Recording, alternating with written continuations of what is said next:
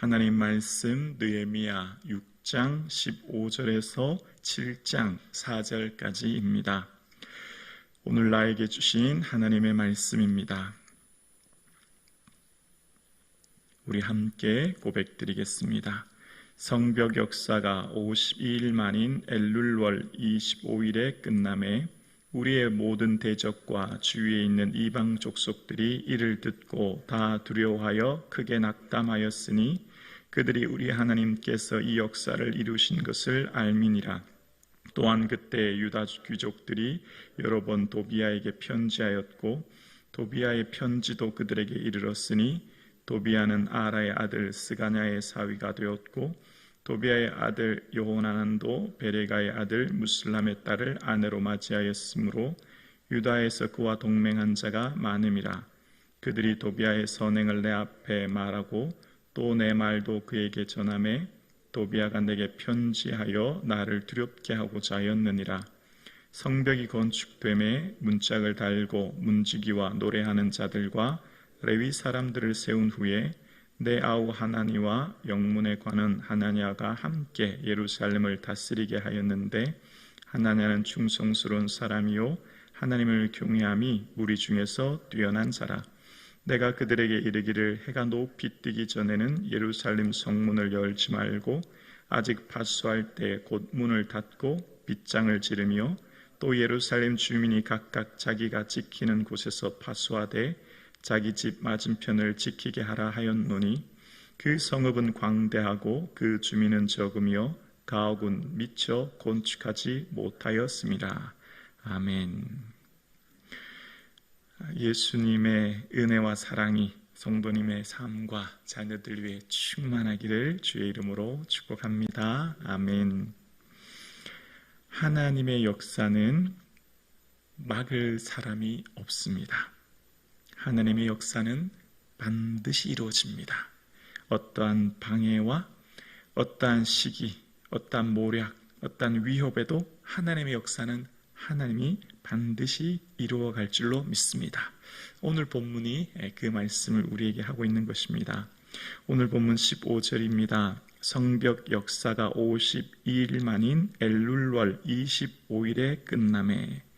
성경 역사가 이제 51일 만인데요. 날짜를 보니까 엘룰월 25일이래요. 엘룰월은 8월에서 9월을 말하는데요. 8월에서 9월은 이 당시 이스라엘의 건기로 가장 더울 때입니다. 한낮의 온도가 40도 이상 올라가는 찜통 더위. 그런 가운데 온 함께 그 무거운 벽돌을 옮기면서 성벽 공사를 끝냈을 때 그 이스라엘 사람들이 얼마나 기쁘고 감사했겠습니까? 힘들고 어려운 그 모든 성벽 공사가 이제 51일 만에 마치게 되었습니다. 힘들고 어려운 그 모든 공사가 마친 후 이제 그 모습이 16절에 나옵니다. 우리의 모든 대적과 주위에 있는 이방 족속들이 이를 다 듣고 두려워하여 크게 낙담하였으니 그들이 우리 하나님께서 이 역사를 이루신 것을 알미라. 아멘. 모든 대적들이 크게 낙담하였다는 겁니다. 얼굴을 들지 못했다는 겁니다. 왜요? 우리 하나님이 이 역사를 이루신 것을 그들이 다 보게 되었다는 거예요. 지금 이 일을 한 것은 예레미야와 또 함께 동참한 많은 사람들이었죠. 근데 그 역사를 순종하여 이루었을 때 그 역사를 통해 그들의 삶을 통해 누구를 보게 되었다고요? 하나님을. 누가 역사하신 것을요? 하나님이 친히 이루신 것을 그들이 보게 된 거죠. 오늘 저와 여러분이 하나님 말씀에 순종하여 매일의 삶을 살아내고 우리 하나님의 기쁨 되기 위해 매번의 삶을 살 때 우리의 삶을 통해 주님의 영광이 세상에 드러날 줄로 믿습니다. 이것이 바로 하나님의 역사지요. 느헤미야의 특징은 모든 순간 하나님을 기억하는 겁니다. 기억나시죠? 지난 시간에도 내 하나님 기억해 주세요. 어려움 있을 때도 기억해 주세요. 열심히 내가 한 후에도 하나님 기억해 주세요. 그리고 이 모든 공사가 다 끝난 뒤에도 느헤미야는 뭘 보죠? 하나님이 이루신 것을 보게 되었다. 누가요? 모든 이방 사람들, 대적들이 보게 되었다. 매 순간 하나님을 기억하는 사람은 하나님을 보죠. 오늘 저와 여러분 예수님을 생각하고 예수님을 묵상하고 예수님을 더 사랑하고 내 모든 삶에 온전히 예수님만 드러날 수 있기를 주 이름으로 축원합니다. 이것이 느헤미야의 특징이었어요. 자, 오늘 16절을 다시 묵상하면 이렇습니다. 저는 어떤 공사가 끝나고 나면 사람들의 그 즐거워하는 모습이 보일 것 같아요. 춤추고 즐거워하고 찬양하고. 여러분 그렇지 않아요? 50일이라고 하는 짧은 시간 안에 성벽 공사가 마쳤으니 얼마나 기뻤을까요? 이 무더위에, 이 힘든 어려운 시기에 생계를 다 뒤로 하고 온 성도들이 함께 했을 때, 그러면 저 같으면 이렇게 성도들이 이렇게 함께 기뻐하고 즐거워했다 이렇게 쓸 것 같은데, 첫 내용이 어떤 내용으로 기록되어 있죠? 모든 대적, 이방 족속들이라고 하면서 그 사람들이 낙담했다는 것을 기록합니다. 왜 그랬을까를 저는 묵상하면서 느헤미야가 얼마나 힘들었으면, 느헤미야의 마음이 얼마나 괴로웠으면 그의 눈에는 대적자들이 먼저 보였을까. 느헤미야가 지금 성벽 공사를 끝났을 때 백성들의 기뻐하는 것도 보았겠지만 무엇보다도 자신을 괴롭게 하고 고통스럽게 했던 사람들의 그 낙담하는 모습이 보였던 이유가 뭘까? 얼마나 힘들고 어려웠으면. 저는 그 묵상이 되더라고요. 왜냐하면 이 앞절에 느헤미야를 단순히 그냥 모함하는 정도, 유언비를 퍼뜨리는 정도, 반란을 일으킨다는 정도를 넘어서 자객을 보여내서 너를 죽이겠다는 생명의 위협까지 했지 않습니까? 그러니까 얼마나 그 마음이 괴롭고 고통스럽겠습니까? 그러니까 그 대적들의 모습이 보이기 시작한 거예요. 그리고 하나님이 이루셨다는 것을, 그들이 보게 되는 것을 느헤미야는 보게 되었다 생각합니다. 하나님의 역사는 막을 사람이 없는 거죠. 하나님의 역사는 하나님이 이루시는 거예요. 그 하나님의 역사를 막을 사람이 없다는 것을 느헤미야는 보게 되었고, 그들이 낙담하는 것을 보게 되었던 것처럼 오늘 함께 새벽 예배 드리시는 사랑하는 성도님, 우리의 삶 가운데 기도의 시간은 길고 응답이 더디고 하나님의 역사가 보이지 않아도 이제 곧 우리는 하나님의 놀라운 응답의 역사를 우리가 또 세상 사람들이 보게 될 줄로 믿습니다. 기도는 길지만 응답은 곧 오는 겁니다. 짧은 거예요. 그 하나님의 때를 바라볼 수 있기를 주 이름으로 축원합니다. 여러분 마음이 어떤 주위의 환경과 여건과 사람으로 마음이 괴롭고 어렵다 할지라도 하나님만 바라볼 수 있기를 원합니다. 자, 그런데 이 역사가 끝난 뒤에 어려운 문제를 느헤미야가 겪었는데 그것을 포용하는 모습이 나옵니다. 17, 18절입니다. 또한 그때 유다 족속들이 여러 번 도비야에게 편지하였고 도비야의 편지도 그들에게 이르렀으니 도비야는 아라의 아들 스가냐의 사위가 되었고 도비야의 아들 요하난도 베레가의 아들 무슬람의 딸을 아내로 맞이하였으므로 유다에서 그와 동맹한 자가 많음이라. 지금 또한 그때 뭐라고 그럽니까? 유대 귀족들이 지금 이 성 안에 있는 또 함께 있는 유다의 많은 높은 귀족들이 도비야에게 편지를 보냈대요. 그리고 도비야의 편지도 받았대요. 무슨 말이죠? 서로 내통했다는 거예요. 정보를 주고받았다는 겁니다. 지금 공사가 이만큼 진행되어 있고 지금 내부가 사정이 이렇고 사람들의 마음이 이렇다. 그러니까 도비야 편지도 주고받았다는 거예요. 근데 그 도비야가 어떤 사람인가에 대해서 소개하면서 18절에 보면 도비야와 무슬림과의 관계가 사돈지간이었다라고 하는 것을 이야기하면서 사실은 그와 동맹한 자가 굉장히 많다는 것을 이야기합니다. 신명기 7장에는 이방인과 혼인하지 말고 그들의 딸을 며느리로 삼지 말라고 했는데 지금 이 도비야 그리고 이 예루살렘 성 안에 있는 사람들이 그 말씀이 잘 지켜지지 않고 있는 겁니다. 뿐만 아니라 그들과 서로 내통했다는 말을 들었을 때 느헤미야의 마음이 좀 배신감이 느껴졌을 거예요. 좀 뒤통수 맞았다 이런 마음이 들을 거예요. 왜냐하면 느헤미야를 도비야는 죽이려고 했고 도비야를 통해서 얼마나 괴로웠는데 느헤미야의 그 마음은 생각하지 못하고 서로 편지를 주고받고 내통했다는 말을 들었을 때 얼마나 그 상실감이 컸을까요? 근데 한술 더 떠서 19절에 보면 그를 막 칭찬하는 거예요. 19절입니다. 그들이 도비야의 선행을 내 앞에 말하고 또 내 말도 그에게 전하매 도비야가 내게 편지하여 나를 두렵게 하고자 하였느니라. 도비야의 선행을 지금 예레미야에게 얘기했대요. 도비야가 누굽니까? 암몬 사람 도비야는 이전에 예레미야를 괴롭게 하고 고통스럽게 하고 그를 죽이려 했던 사람 아니에요? 근데 그의 선행을 이야기하기 시작합니다. 아마 위선적인 모습이 있었겠죠. 예루살렘 유다 귀족들에게 뭔가 민심을 사기 위한 나름대로의 그런 술책이 있었겠죠. 근데 그것을 예레미야가 들었을 때 얼마나 괴롭고 힘들었을까요? 여러분 어때요? 여러분의 앞에서 여러분을 가장 괴롭게 하고 힘들게 하는 사람, 왜 그 사람처럼 좋은 사람이 어디 있는데 칭찬하면 여러분 마음 괴롭지 않겠습니까?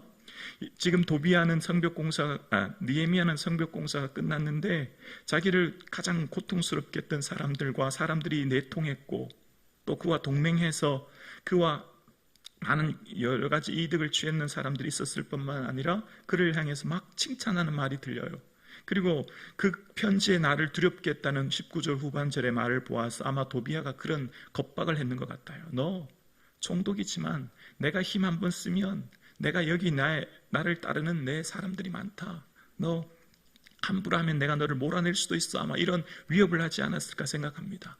느헤미야가 얼마나 마음이 힘들었을까요? 그런데 반응하지 않아요.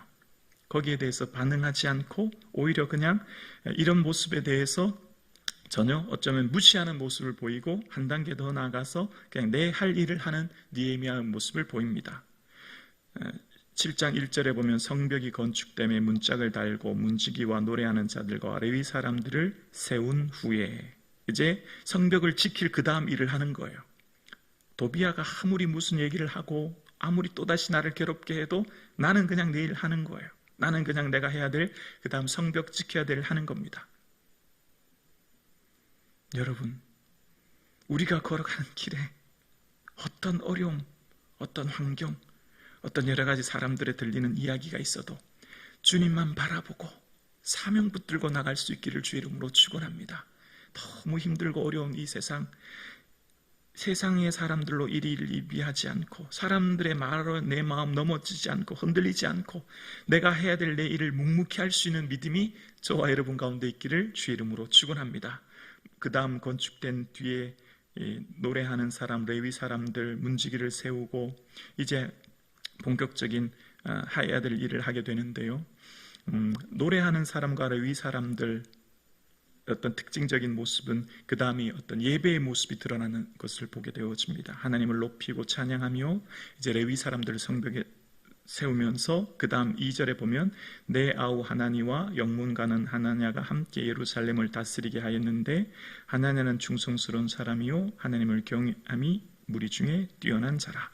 지금 느헤미야가 영문가는 이 성의 사령관인 하나냐에 대해서 막 칭찬하는 내용이 나오잖아요. 충성스러운 사람, 하나님을 경외하며 무리 중에 뛰어난 사람. 근데 저는 오늘 본문에서 2절에 첫 번째 나오는 내 아우 하나니를 더 주목하게 되었어요. 아마 동생 하나니니까 별로 칭찬하지 않은 것 같은데 사실 하나니야말로 참 무명에 숨겨진 위인입니다. 왜냐하면 하나니가 처음 1장 2절에 그가 살고 있는 페르시아까지 와서 느헤미야에게 예루살렘 성읍이 무너졌다는 회파되었고 사람들이 수치를 당했다는 얘기를 전한 사람이잖아요. 당시 800km가 넘는 먼 길을 동생 하나니가 왔고 그 얘기를 들음을 통해서 느헤미야가 온 것 아닙니까? 근데 보니까 지금 오늘 다시 하나니가 등장한다는 말은 다시 느헤미야와 함께 이곳에 왔다는 것을 추측해 볼 수 있지요. 그 먼 길 페르시아까지 갔다가 느헤미야에게 이 예루살렘 성벽에 대한 소식을 전했고 느헤미야와 함께 아마 왔을 것이고 그런 가운데서도 지금까지 묵묵히 어떤 일인지는 모르지만 그 자리를 지키고 했던 것 같아요. 그리고 지금 예루살렘 성읍에서 함께 이 성읍을 지키는 일에 감당합니다. 지금 이 3절 4절 이하에 보면 매우 위험한 예루살렘 성읍에 살고 있다고 하는 것은 또 이곳에 거한다는 것은 매우 위험한 일이죠. 왜냐하면 이 대적들이 다시 공격할 위험이 있기 때문에 이 문을 닫고 여는 시간을 해가 뜬 후에 하라 그리고 파수하라라는 말을 통해 알 수 있어요. 그러니까 이 느헤미야의 아우 하나니야말로 정말 숨겨진 믿음의 인물이라는 것을 볼 수 있습니다. 모든 사람들 외면하는 그 자리. 지금 예루살렘 성벽이 마쳤지만 가옥도 미처 준비되지 못했고 이 땅에서 외부의 공격으로 인해서 위험한 이 순간에 누가 있어요? 하나니가 있는 거예요. 하나니와 같은 사람이 있었기 때문에 하나님의 역사를 이루신 거죠. 느헤미야가 하나님 말씀을 듣고 감동하여 왔지만 그걸 전한 사람이 하나니예요. 또 이곳에서 가장 위험하고 어려운 순간 함께하는 사람도 하나니예요. 믿음의 사람 이 하나니를 통해서 하나님의 역사가 이루어진 거죠. 오늘 저와 여러분 하나니와 같은 믿음의 동역자가 될 수 있기를 주의 이름으로 축원합니다. 여러분, 지금 하나님에 대한 칭찬이 없어요. 오히려 영문과는 하나냐에 대해서 칭찬하죠. 아마 느헤미야가 동생이라서 그냥 칭찬하지 않았던 것 같지만, 여러분, 누가 내게 칭찬하지 않아도, 누가 나를 인정하지 않아도, 혹은 그 길이 힘들고 어려워도 주만 바라볼 때 그 믿음의 자리를 지켜낼 수 있는 믿음이 저와 여러분 가운데 있기를 주의 이름으로 축원합니다. 진짜 믿음이 하나님과 같은 사람 아닐까요? 누가 나를 칭찬하지 않아도 또 가장 힘들고 어려운 그 길에 가장 먼저 달려갔고, 또 지금 이 자리도 지켜내는 것 하나님처럼 오늘 저와 여러분 하나님의 모습이 우리의 모습 되기를 원합니다. 그리고 3절 4절에 보면 이 성문을 지키라라고 하는, 각 자기 집을 지키라고 하는 위험한 상황이라는 것을 얘기하고, 4절을 볼까요? 4절에 보면 그 성읍은 광대하고 그 주민이 적으며 가옥은 미처 건축하지 못하였습니다. 지금 성벽 공사를 마쳤지만 성벽 안에 있는 가옥들이 미처 준비되지 못한 상황에 놓여져 있습니다. 수르바벨 성전을 보호하고 지키기 위해 성벽을 쌓았고, 그렇지만 그 성벽 안에 사람들이 살 수 있는 상황은 되지 못했다는 것을 이야기합니다. 그럼에도 불구하고 이제 이 성벽에 많은 사람들이 함께 거하면서 하나님의 도성이 되어야 될 책임이 느헤미야에게 있는데, 그 일선에 가장 먼저 앞선 사람이 아우 하나니와 영문가는 하나나였음을 이야기합니다. 그리고 그 위험한 순간을 지켜냈음을 이야기합니다. 오늘 함께 예배드리시는 사랑하는 성도님, 주의 길을 걸어가는 이 길이 때로는 힘들고 어렵고 지칠 때도 있고, 또 누군가는 나를 칭찬하거나 인정해 주지 않는다 할지라도 예수님만 바라보시고 예수님만 의지하시고 이 믿음의 길을 걸어갈 수 있는 은혜가 저와 여러분의 삶 가운데 있기를 주님의 이름으로 축원합니다. 저와 여러분의 삶을 통해 하나님의 역사를 온 세계 열방에 드러내는 증인의 삶 되기를 주님의 이름으로 축복합니다. 여러분의 삶을 하나님 붙들고 계시고 지키고 계시고 함께하고 계심을 확실한 믿음 안에 믿고 나아가는 저와 여러분 되기를 주님의 이름으로 축복합니다.